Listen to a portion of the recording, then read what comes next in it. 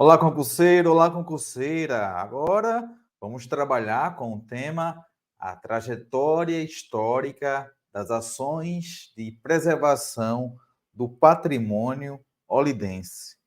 Então você já sabe o conceito, eu espero que você tenha aí, né, se dedicado naquele compromisso que eu trouxe aí, as definições sobre patrimônio, a importância da preservação e agora eu vou aqui tratar da trajetória. Falar em trajetória é algo processual, ou seja, vamos trazer aqui uma linha temporal sobre a preservação do patrimônio em Olinda, destacando as dificuldades para a preservação desse patrimônio, enfatizando também os dispositivos legais, porque há uma legislação tratando sobre a questão da preservação e as dificuldades em relação a recursos para preservar as igrejas, para preservar o sítio histórico de Olinda, para preservar todos aqueles prédios tombados e a importância dessa preservação. Só enfatizando também que o edital é bastante redundante. Você poderia sintetizar isso: cultura, patrimônio, identidade, memória, tudo isso em uma única aula, em um único compromisso. Só que aí eu quero detalhar, até porque talvez seja a primeira vez que você está se dedicando, né, ao estudo sobre a questão do patrimônio, a preservação do patrimônio, definição de patrimônio, daí eu prefiro ir mastigando cada tema, e mastigando, né, parte a parte, para que você, no final, tenha tranquilidade e gabarite a prova. Este é o principal objetivo. Também enfatizando que você tem aqui uma grande oportunidade de ter um curso sobre a história de Olinda, porque você não vai encontrar esse material facilmente. Eis aí a dificuldade também que eu tive de montar conforme a divisão dos temas, beleza? Então vamos lá, vamos aí analisar e trazer para vocês ponto a ponto desta trajetória. Então, eu enfatizei logo ali no título que trajetória tem a ver com um processo histórico. Processo histórico. Vou colocar aqui também cronologia. Cronologia. Seguindo uma linha temporal sobre as ações. Ah, professor, mas desde o início existem ações com o objetivo de preservar o patrimônio em Olinda? Não, não. Por quê? O centro histórico de Olinda, o sítio histórico de Olinda, remete, né, ao início da colonização. Início da colonização, século XVI.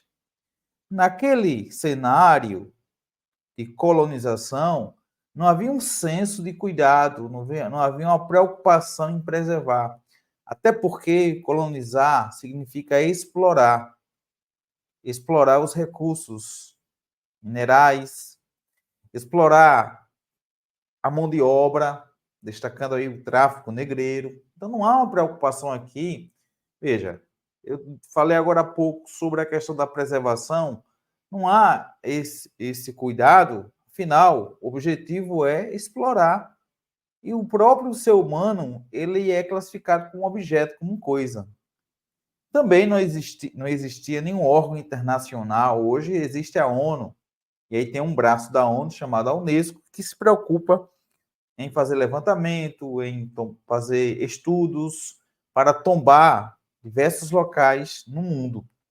Então, aqui no século XVI, não é possível afirmar que há um órgão responsável em preservar esses monumentos, esse conjunto arquitetônico em Olinda. Então, no intervalo do século XVI até meados do século XX, aqui a gente já traça um perfil. Período colonial, período imperial, não há políticas públicas, não há uma legislação tão rigorosa como os dias atuais, a fim de proteger o patrimônio em Olinda.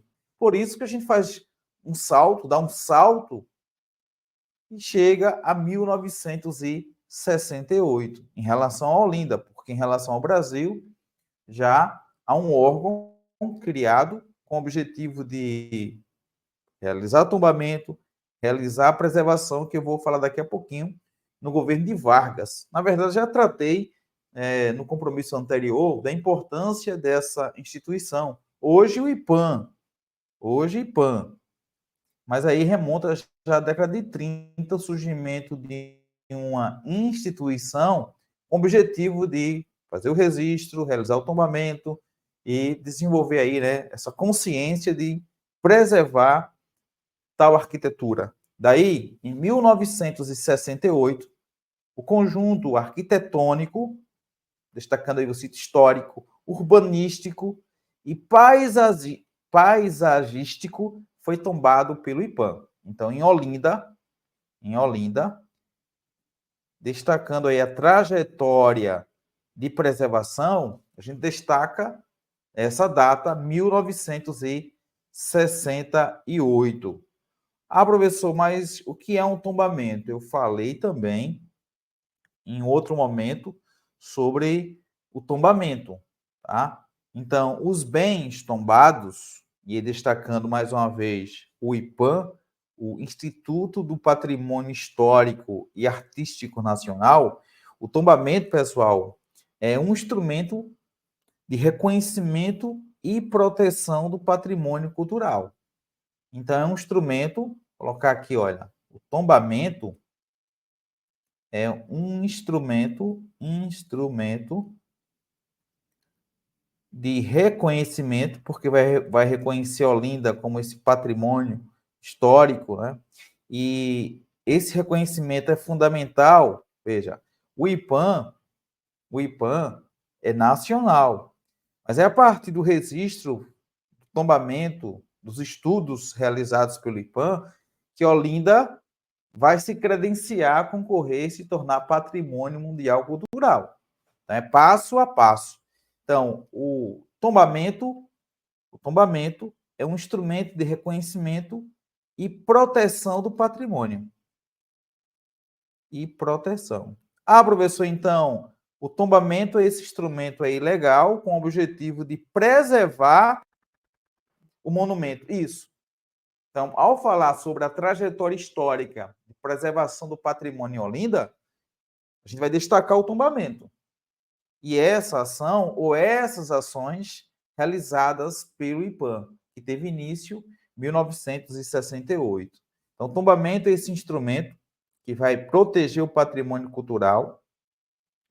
Esse tombamento, pessoal, pode ser feito. Ah, professor, mas é um órgão federal, mas a prefeitura de Olinda não pode tombar? Pode sim, porque o tombamento pode ser feito pelo município também, pelo governo do estado, tá?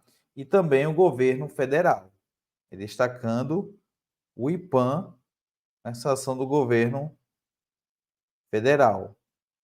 Tá? Então, tombamento, instrumento de reconhecimento, deixa eu dar ênfase, essa parte aqui, você já sabe o conceito de tombamento, olha, instrumento de reconhecimento e proteção. Então, esse conjunto arquitetônico, urbanístico e paisagístico de Olinda foi tombado pelo IPAM em 1968. Ah, professor, existe alguma lei tratando sobre a questão do tombamento? Sim. No âmbito federal, o tombamento foi instituído pelo decreto de 1937. A gente pode dizer que é o primeiro instrumento legal de proteção do patrimônio cultural brasileiro, né? E o primeiro das Américas, viu? Então, o primeiro instrumento legal, dispositivo legal, no âmbito federal sobre o tombamento, data de 1937. Ok? Então, aí você tem já nesse decreto o conceito de patrimônio cultural. que é definido como conjunto de bens móveis, imóveis, existentes num país. Então, patrimônio cultural seria o quê? Esses bens móveis, tá? Esse conjunto aí de bens móveis e imóveis. Então, quando eu digo que Olinda é um patrimônio cultural, porque Olinda possui esse conjunto de bens móveis e imóveis. Monumento nacional. Pela lei federal de número 6.863, no dia 26 de novembro de 1980, Olinda se transforma em um monumento nacional, através da lei Fernando Coelho. Então, perceba